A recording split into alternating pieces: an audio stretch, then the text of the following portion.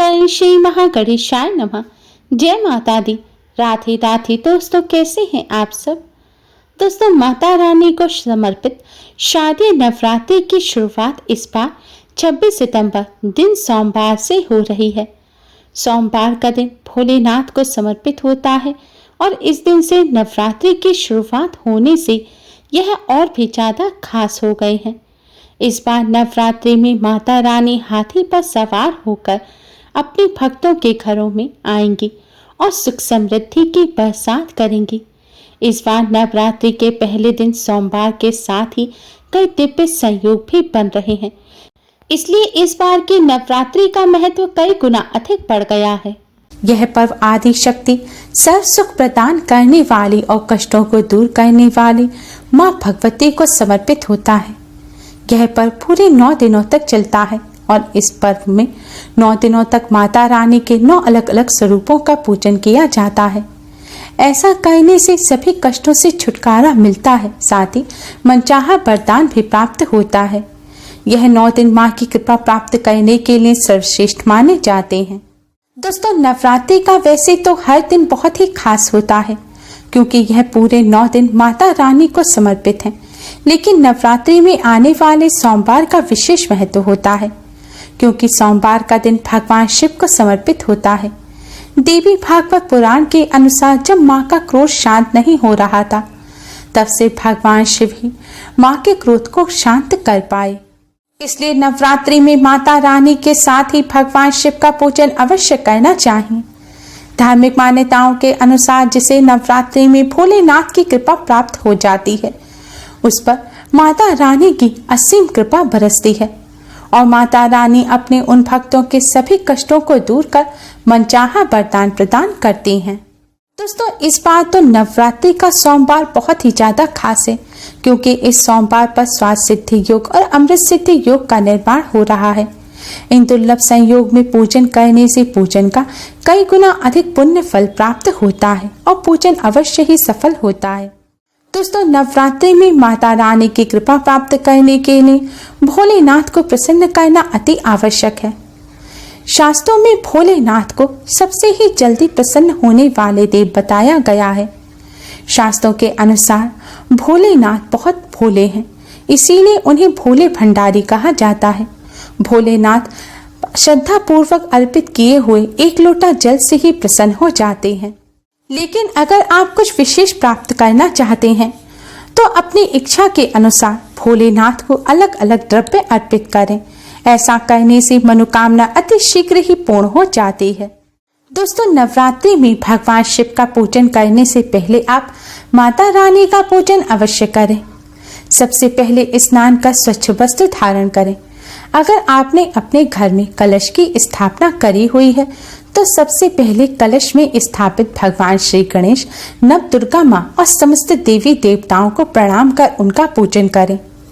दोस्तों, देवी भागवत पुराण के अनुसार घट में नवरात्रि के दौरान समस्त देवी देवताओं, भगवान शिव, भगवान विष्णु का भी वास होता है। इसलिए नवरात्रि में कोई भी पूजन करने से पहले घट में स्थापित सभी देवी देवताओं का, भगवान श्री गणेश, नव दुर्गा माँ का पूजन अवश्य करना चाहिए। कलश के सामने आप एक दीपक जलाएं, एक सुगंधित धूप बत्ती जलाएं और कलश में स्थापित सभी देवी देवताओं को फल मिष्ठान का भोग लगाएं। अब आप माता रानी का पूजन करें।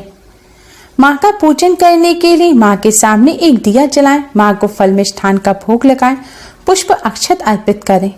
फिर आप नवरात्रि का जो पूजन करते हैं, आप दुर्गा सप्तशती का पाठ करते हैं, माँ के किसी मंत्र का जाप करते हैं या माँ की आरती करते हैं, जो भी आपका रोजाना का पूजन है आप है पूजन करें। या फिर आप माँ के इस मंत्र का जाप करें। मंत्र है ओम ऐं ह्रीं क्लीं चामुंडाय विच्चे।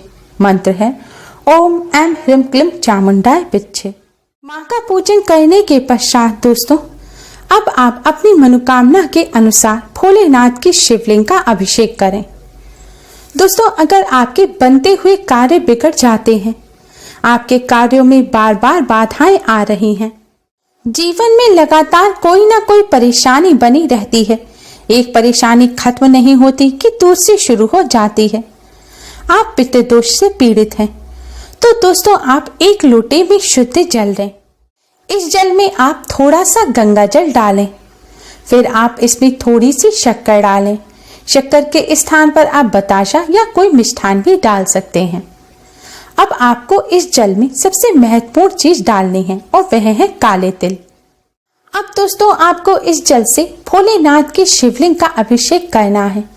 अभिषेक करने के पश्चात आपकी जो भी समस्या है वह आप भोलेनाथ के सामने कहें और समस्या को दूर करने की प्रार्थना करें।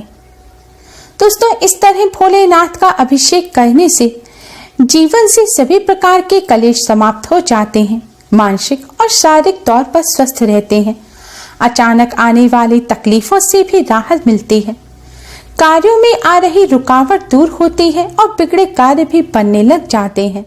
साथ ही पितृ भी प्रसन्न होते हैं और पितृदोष से भी राहत मिलती है। माता रानी और भोलेनाथ अपने भक्तों के कष्टों को दूर करते हैं। दोस्तों अगर आप संतान सुख से वंचित हैं या आपके संतान तो हैं लेकिन उनका व्यवहार अच्छा नहीं है, आपके संतान गलत संगत में पड़ गए हैं, तो दोस्तों आपको आज के दिन भोलेनाथ की शिवलिंग का शुद्ध जल से अभिषेक करना है। अभिषेक करने के पश्चात आपको भोलेनाथ की शिवलिंग पर साबुत गेहूं चढ़ाने हैं। आपको भोलेनाथ की शिवलिंग पर कुल 11 बार गेहूं चढ़ाने हैं। गेहूं चढ़ाने के पश्चात आप फिर से भोलेनाथ की शिवलिंग का अभिषेक करें और संतान संबंधी जो भी समस्या है उसे दूर करने की प्रार्थना करें। जल चढ़ाने के बाद आपको एक बार रुद्राष्टक का पाठ अवश्य ही करना है। आज के दिन इस तरह भोलेनाथ का पूजन करने से कुल का मान बढ़ाने वाली संतान का सुख मिलता है और संतान अगर गलत संगत में हो तो वह भी सुधर जाती है। दोस्तों अगर आपके घर में सुख सुविधाओं की और सुख समृद्धि की कमी है, घर में सब खुश नहीं रहते या फिर पैसा आता है और फिजूल की चीजों में खर्च हो जाता है, घर में धन की कमी लगातार बनी रहती है, तो इस समस्या को दूर करने के लिए दोस्तों आप एक लोटे में शुद्ध जल लें। जल में आप थोड़ा सा गंगा जल मिलाएं। अब आपको इस जल में ज्यादा सी चीनी मिलानी है। जी हाँ दोस्तों, चीनी 1-2 चुटकी नहीं बल्कि आपको लगभग 3 से 4 चम्मच चीनी इस जल में मिलानी है। जल को आपको एकदम मीठा कर लेना है। अब दोस्तों आपको इस जल से शिवलिंग का अभिषेक करना है। अभिषेक करने के पश्चात शुद्ध जल से भी आप शिवलिंग का अभिषेक अवश्य करें और फिर आप भोलेनाथ को प्रणाम कर माता रानी को भी प्रणाम करें और आपको जो भी धन संबंधी समस्या है, आपके घर में सुख समृद्धि की कमी है, सुख सुविधाओं की कमी है, इन सभी समस्या को दूर करने की माता रानी और भोलेनाथ से प्रार्थना करें। दोस्तों आज के दिन इस तरह भोलेनाथ का पूजन करने से घर में सुख समृद्धि की कभी कमी नहीं रहती, घर में पैसा टिकने लगता है और परिवार में खुशियां आती हैं। दोस्तों अगर आप व्यापार कर रहे हैं और आपका व्यापार अच्छा नहीं चल रहा है, धन प्राप्ति के नए मार्ग नहीं दिख रहे, कड़ी मेहनत कड़े प्रयास के बाद भी आपको धन प्राप्त नहीं हो पा रहा है, नौकरी कर रहे हैं लेकिन पदोन्नति नहीं हो पा रही, दोस्तों इन समस्याओं से छुटकारा प्राप्त करने के लिए आप थोड़े से साबुत चावल लें। ध्यान रखें चावल का हर दाना साबुत होना चाहिए। अब आप भोलेनाथ की शिवलिंग का जल से अभिषेक करें। इस जल में आप थोड़ा सा गंगा जल अवश्य मिला लें। अभिषेक करने के पश्चात दोस्तों आप 11 बार भोलेनाथ की शिवलिंग पर चावल चढ़ाएं। आपको कच्चे साबुत चावल के दाने भोलेनाथ की शिवलिंग पर चढ़ाने हैं। चावल चढ़ाने के बाद आप फिर से जल से भोलेनाथ की शिवलिंग का अभिषेक करें और फिर आप माता रानी माँ लक्ष्मी को प्रणाम करें, भोलेनाथ को प्रणाम करें और आपके व्यापार में नौकरी में जो भी समस्या हो, धन संबंधी जो भी समस्या हो उसे दूर करने की प्रार्थना करें। दोस्तों आज के दिन इस तरह भोलेनाथ का पूजन करने से भगवान शिव के साथ ही धन की देवी माँ लक्ष्मी भी अति शीघ्र ही प्रसन्न हो जाती हैं। व्यापार में बढ़ोतरी होती है, धन प्राप्ति के नए मार्ग खुलते हैं और धन संबंधी समस्या जल्द ही दूर हो जाती हैं। दोस्तों इस तरह पूजन करने के पश्चात आपको आज के दिन कच्चे चावल भी अवश्य ही दान करने हैं। यह चावलों में टूटे हुए चावल के दाने हो सकते हैं। अगर हो सके तो आप 1.25 किलो चावल आज के दिन दान करें और जितने भी चावल आप दान कर रहे हैं उन चावलों को आप पूजन से पहले भोलेनाथ की शिवलिंग के पास रख दें और फिर भोलेनाथ का पूजन करें और पूजन के पश्चात इन चावलों को आप दान कर दें। ऐसा करने से अति शीघ्र ही लाभ होता है और धन संबंधी समस्याएं दूर हो जाती हैं। दोस्तों अगर आपकी कोई ऐसी मनोकामना है जो लंबे समय से पूरी नहीं हो पा रही है तो मनोकामना की पूर्ति के लिए आप एक लोटे में शुद्ध जल लें। अब इस जल में आप थोड़ा सा कच्चा दूध डाल लें। दूध आपको इतना डालना है कि जल सफेद रंग का हो जाए।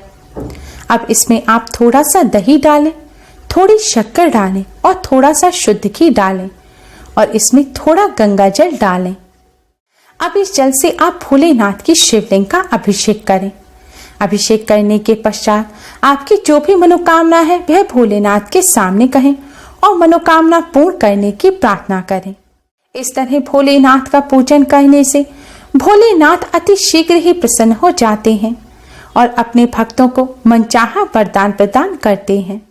दोस्तों नवरात्रि के पावन पर्व पर इस तरह भोलेनाथ का पूजन करने से भोलेनाथ के साथ ही माँ भगवती की भी असीम कृपा प्राप्त होती है और जीवन में चली आ रही बड़ी से बड़ी परेशानी दूर हो जाती है, किस्मत साथ देने लग जाती है और जीवन में खुशियां आती हैं। पूजन करते समय आपको कुछ बातों का विशेष तौर पर ध्यान रखना है। भोलेनाथ का पूजन करते समय अगर आप जल में दूध डाल रहे हैं तो तांबे के पात्र का इस्तेमाल ना करें। भोलेनाथ का पूजन करते हुए जल चढ़ाते समय आपको भोलेनाथ के मंत्र ओम नमः शिवाय का जाप करते रहना है और महिलाएं नमः शिवाय मंत्र का जाप करें और महिलाएं और कन्याएं भोलेनाथ की शिवलिंग का स्पर्श ना करें। दोस्तों माता रानी और भगवान शिव की कृपा प्राप्त करने के लिए इस विधि से भगवान शिव और माँ का पूजन अवश्य ही करें। उम्मीद है आपको हमारी ये वीडियो पसंद आई होगी। प्लीज लाइक कर अपने फ्रेंड्स के साथ शेयर जरूर करें और यूजफुल वीडियोस के लिए हमारे चैनल को सब्सक्राइब कर बेल आइकन को भी जरूर दबाएं। Thanks for watching. Radhe Radhe. जय माता दी।